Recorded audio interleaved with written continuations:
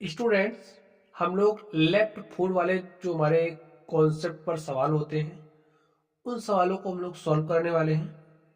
Questions आपके जो competitive exams हैं उसमें पूछे जाते हैं। तो चलिए हम लोग इस कॉन्सेप्ट से संबंधित प्रश्नों को सॉल्व करते हैं। आप लोग ध्यान से देखिए। कह रहा 400 व्यक्तियों के लिए 31 दिनों के भोजन की व्यवस्था है। 400 लोग हैं, 400 लोगों के लिए 31 दिन के भोजन की व्यवस्था है। 28 दिनों के बाद 280 व्यक्ति स्थान छोड़कर चले जाते हैं। कितने दिनों तक बचा हुआ भोजन शेष लोगों के काम आ सकता है? तो यहाँ पर आप लोग कुछ ऐसी बात समझिए, जैसे कहीं पर कोई कार्य हो रहा है, भाई कोई कार्यस्थल है, कोई बड़ा किसी ठेकेदार ने कोई बड़ा काम लिया और इस काम में उसने क्या काम किया, 400 लोगों को लगा दिया। ठीक है, 400 लोगों को क्या किया, इस काम में लगा दिया। अब यहां पर और काम 31 दिन करवाना था। ठीक है, कितना दिन करवाना था, 31 दिन। और उसने क्या काम किया, इतने जो लोग थे, 400 लोग थे, इन 400 लोगों के लिए 31 दिन के लिए भोजन की व्यवस्था कर दी। अब क्या हुआ, 28 लोगों ने 28 दिनों तक 400 लोगों ने काम किया। कह रहा ना, 28 दिनों के बाद 280 व्यक्ति स्थान छोड़कर चले गए, यानी कि 28 दिनों तक 400 लोगों ने कार्य किया।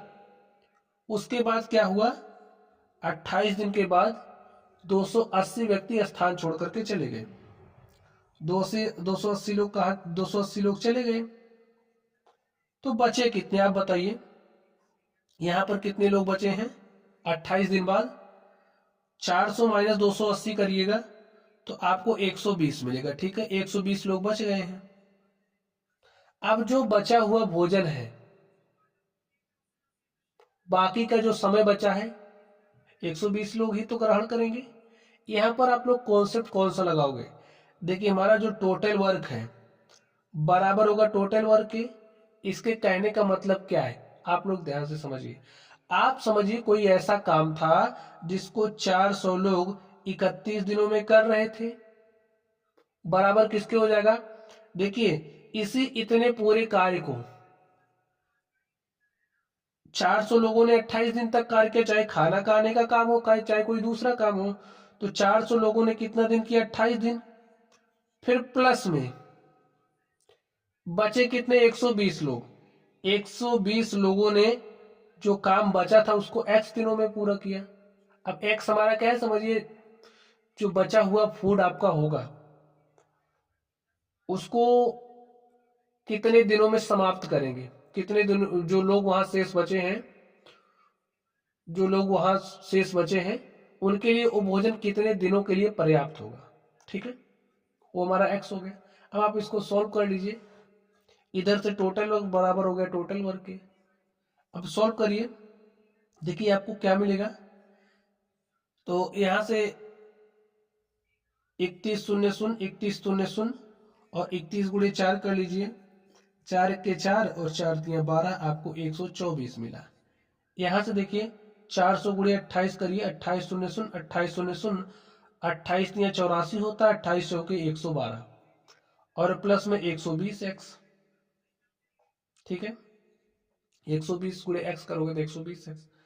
अब 12,400 इस 11,200 को इधर लेकर के आया तो माइनस 11,200 हो गया। ठीक है, और बराबर यहां पर आपको क्या मिला, 120x।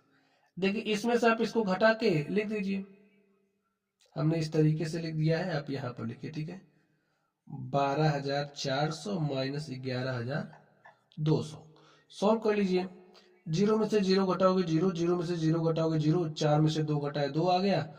और यहां पर देखिए 2 में से 1 घटाओगे तो 1 आ गया, और 1 में से 1 घटाओगे क्या हो जाएगा, 0।